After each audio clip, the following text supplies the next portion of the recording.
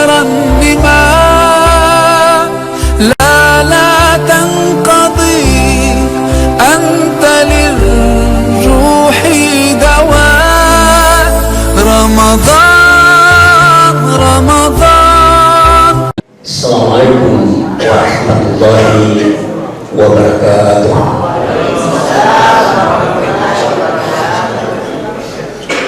Alhamdulillahirabbil alamin. Ja'ala syahr Ramadan alladzi unzila fihi al-Qur'an hudan linnas wa bayyinatin minal huda wal furqan. Allahumma shalli wa sallim ala Muhammadin wa ala alihi wa sahbihi ajma'in. Amma ba'd. Qala Allah Ta'ala fil Qur'anil Karim, A'udzu billahi minasyaitonir rajim. Innamal mu'minuna ikhwah faslihu baina akhwaykum wattaqullaha la'allakum turhamun. Kaum muslimin dan muslimat sidin jamaah tarawih rahimakumullah, alhamdulillah kita senantiasa bersyukur kepada Allah Subhanahu wa taala atas segala curahan nikmatnya, limpahan kasih sayangnya, sehingga pada malam hari ini, di malam yang ke-19 bulan suci Ramadan, kita dalam keadaan sehat walafiat, penuh iman, ikhlas, sehingga kita hadir kembali untuk membuktikan keimanan kita kepada Allah Subhanahu wa taala dengan menjalankan ibadah sholat Isya secara berjamaah, dan insya Allah dilanjutkan dengan sholat tarawih dan witir. Salawat dan taslim senantiasa kita persembahkan kepada junjungan kita Nabi besar Muhammad sallallahu alaihi wasallam, yang semoga berkahnya kembali tercurah kepada kita masing-masing, amin ya rabbal alamin. Ma'asyiral muslimin rahimakumullah, insyaallah judul ceramah kita pada malam hari ini adalah menumbuhkan ukhuwah Islamiyah.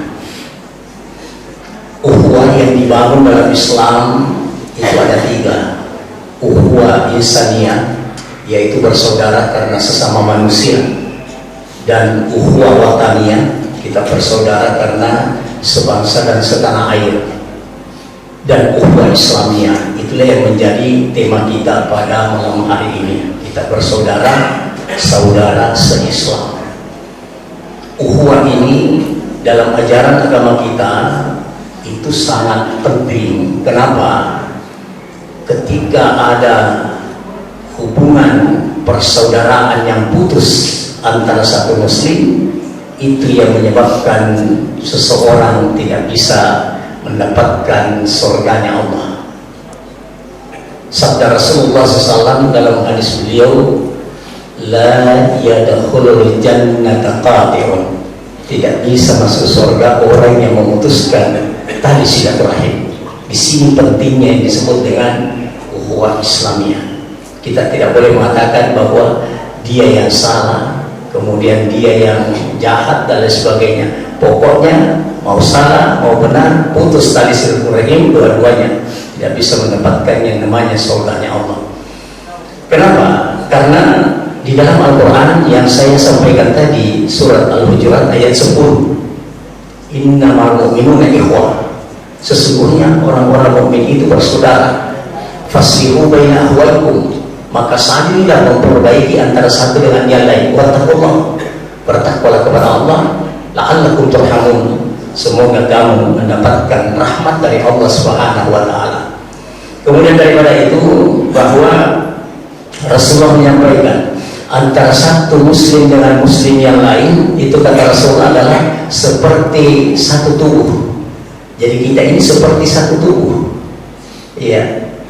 Kalau satu sakit, maka semua tubuh kita merasakan sakit. Coba bayangkan, saudara-saudaraku, kalau kita misalnya sakit gigi saja, bukan hanya gigi kita yang sakit, tapi kepala pusing, kemudian semuanya akan ngilu. Artinya apa? Bahwa orang Islam itu ketika ada saudaranya yang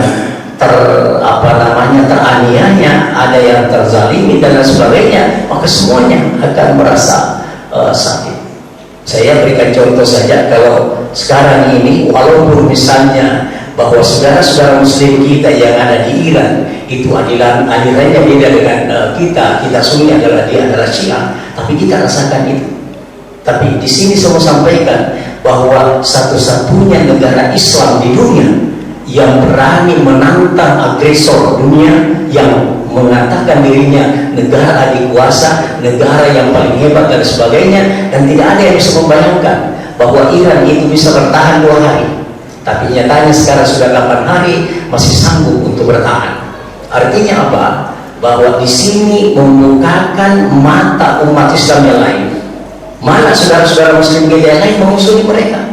Iya, dan dibohongi seperti itu. Nah, ini sangat miris kita, bahwa ini adalah saudara kita. Dia adalah para cucu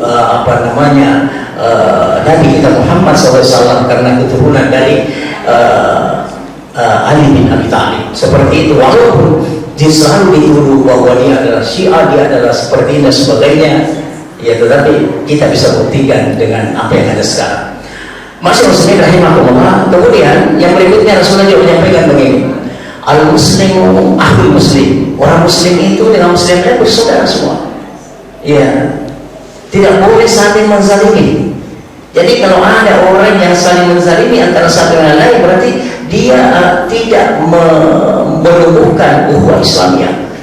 Dia tidak menumbuhkan ukhuwah Islamiyah. Bahkan mohon maaf, saudara-saudara yang dilakukan oleh Allah SWT, bahwa persaudaraan ukhuwah Islamiyah itu diukur dengan keimanan seseorang. Ya, dikatakan oleh hadis Rasulullah, la yu'minu ahadukum hatta yuhibbu li akhihi ma yuhibbu li nafsi. Tidak beriman seseorang, bayangkan bapak-bapak, ibu-ibu, tidak beriman seseorang sampai dia mencintai saudaranya sama dengan mencintai dirinya. Artinya dia melihat saudara muslimnya itu sebagai dirinya sendiri.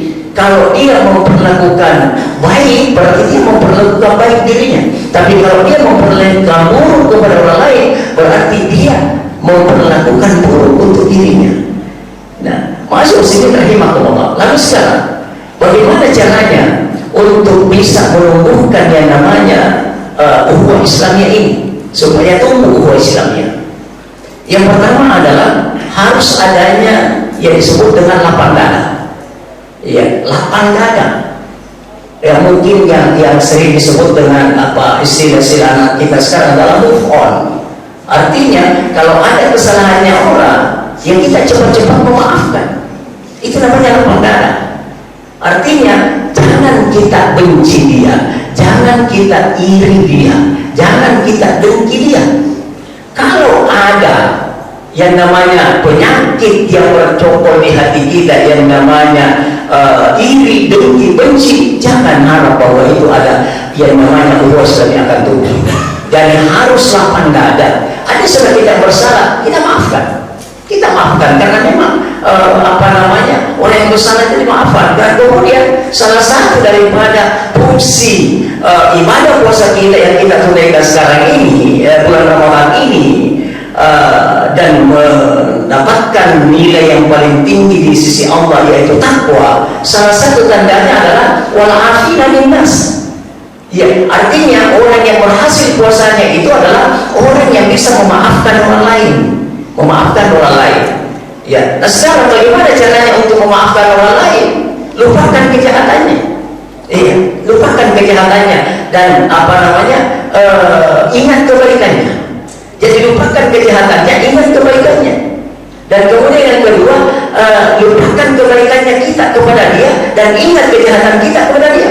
Itu baru bisa kita memaafkan. Tapi kalau itu dibalik, yang kita ingat adalah kejahatannya dia, dan kemudian yang kita ingat adalah kebaikannya kita, tidak pernah kita bisa memaafkan kalau ada yang salah pada kita. Apalagi misalnya kalau kita berada di kompleks ini, selalu kita mengatakan, seandainya bukan saya dulu waktu baru datang di sini, dia itu bukan siapa-siapa. Oh, tidak bisa itu sampai hari kiamat, tidak akan bisa dia memaafkan. Ya, tetapi kalau mengatakan bahwa al-insanu fi mahallil hatta wa nisyan, tidak ada manusia yang tidak pernah luput daripada kesalahan, mudah sekali kita memaafkan. Ya, kenapa? Karena tidak halal dua orang muslim yang berbencian lebih daripada 3 hari. Ya, kalau sudah lebih dari 3 hari, itu istilahnya kita harus move on kembali, harus memaafkan. Jangan ada iri, jangan ada benci. Nah, kalau kita tinggal dalam mobil seperti ini, yang namanya penyakit iri itu mudah sekali tumbuh.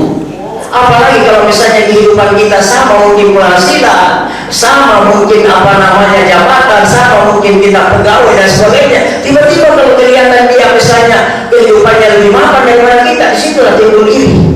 Iya, misalnya begini. Ini bulan Ramadan ini, tiba-tiba misalnya langsung dia ganti mobil baru, ya langsung ganti mobil baru.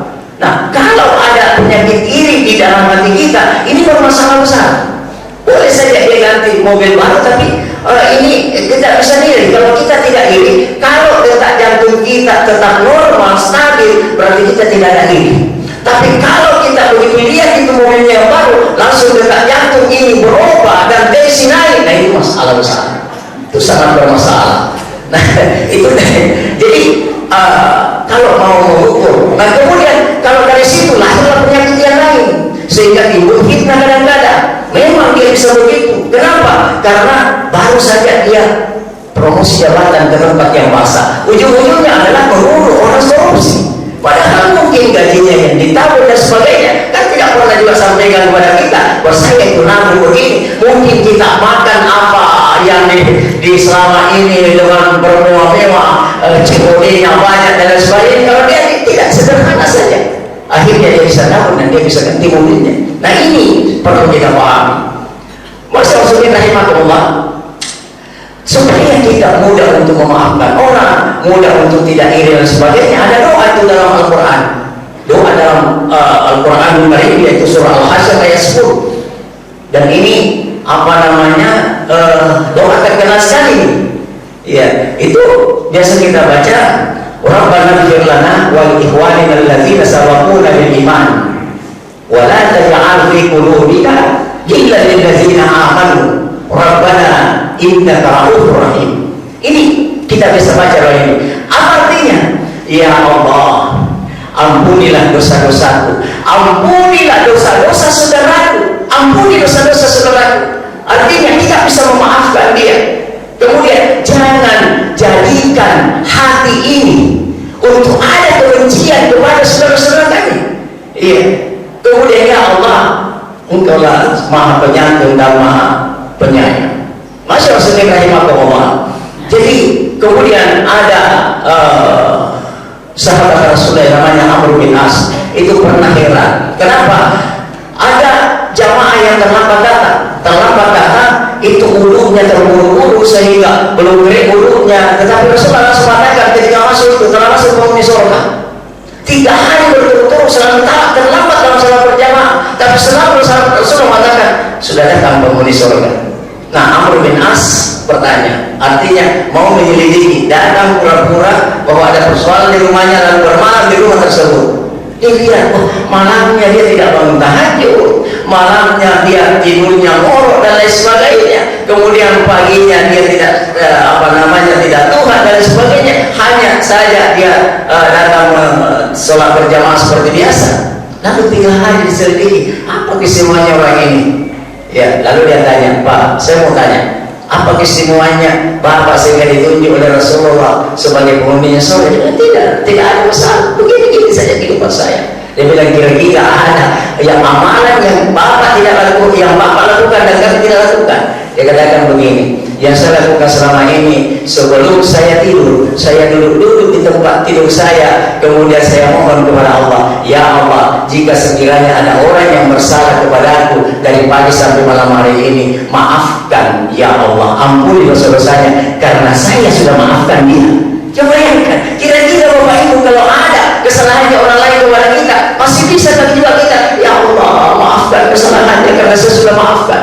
Yang ada biasa, kita tidak bisa tidur. Kenapa? Kalau besok saya ketemu hati-hati kok, kalau saya tidak bisa membalas secara kasar, saya balas dengan secara halus. Ini yang sehingga apa? Kadang-kadang tidak bisa tidur nyenyak, sehingga apa? Penyakit mudah datang kepada kita. Nah, itu yang pertama. Lalu yang kedua, untuk supaya tumbuh yang namanya ukhuwah Islamiyah, itu kita harus saling mengenal. Saling mengenal itu, Pak Ibu, bukan hanya sekedar mengenal lama. mengenal nama, tapi kita harus kenal dia, siapa dia sebenarnya orangnya. Iya, bahkan kalau kita saling mengenal dengan tetangga kita, mungkin kita suara sandalnya saja kita kenal, suara bapaknya saja, oh Pak Anu ini yang berjalan, karena saya tahu persis orangnya. Iya, kalau misalnya dia yang ini, oh pasti dia ini, kita tahu.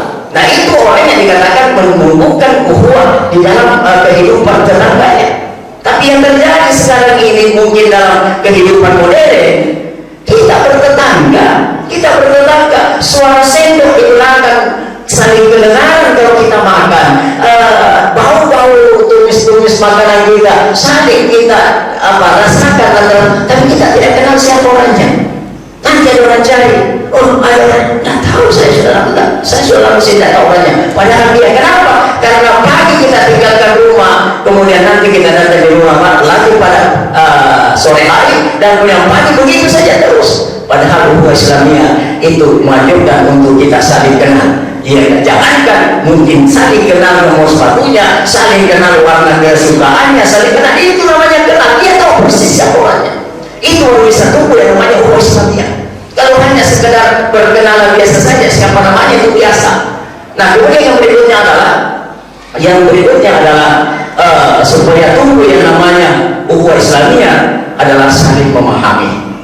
Saling memahami artinya begini, kalau kita lihat orangnya ini, mohon maaf, kalau kita yang jamaah ini kita bisa tahu persis. Kalau misalnya dia datang dengan senyum-senyum, berarti kita bisa pahami dia sementara mendapatkan sebuah kegembiraan. Tapi kalau kita misalnya lihat misalnya mukanya harus begini sebenarnya, jangan tanya yang aneh-aneh.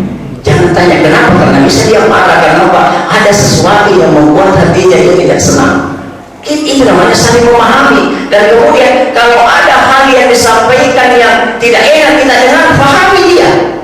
Mungkin itu asal daerahnya seperti itu, atau mungkin itu kebiasaannya seperti itu. Jangan kita langsung ambil hati, kita pahami orangnya bahwa orangnya memang seperti itu, suaranya memang kadang-kadang keras, tapi sesungguhnya hatinya itu sangat lembut. Inilah sehingga ukhuwah itu bisa tersambung, ukhuwah itu bisa tumbuh dalam kehidupan ini. Kemudian apa? Saling tolong menolong.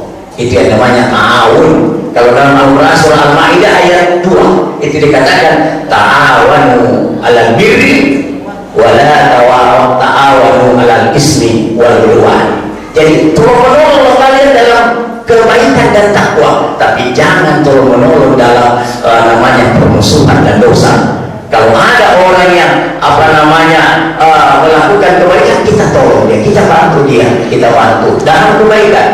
Jadi ta'awanu 'alal birri wat taqwa wa la ta'awanu 'alal ismi wal 'udwan. Tapi jangan kita tolong dalam permusuhan dan dosa. Masuk rahimahullah. Kemudian yang berikutnya adalah mendahulukan kepentingan orang lain daripada kepentingan kita. Ini yang paling sulit. Ini yang paling sulit. Iya. Kalau misalnya ada orang yang katakan yang membutuhkan dan kita juga butuh, dan mungkin artinya orang itu lebih butuh, kita dahulukan. Ya, coba bayangkan Bapak Ibu, kalau konsep ukhuwah Islamiyah yang kita terapkan dalam kehidupan kita ini, maka tidak ada lagi tetangga kita yang menderita. Tidak ada lagi tetangga kita ini sangat miris sekali, mohon maaf, di timur di Nusa Tenggara Timur ada anak yang bunuh diri.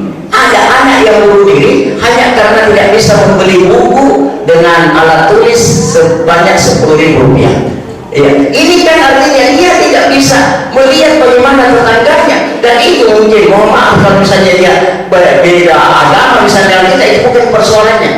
Ya, tetapi artinya banyak yang terjadi dalam kehidupan bertetangga seperti itu. Artinya dia tidak punya kepedulian kepada orang lain. Mungkin baru-baru ini sebelum Ramadan, ibu-ibu bisa melihat ada seorang ibu yang rela mengebom itu toko emas di Sumpah.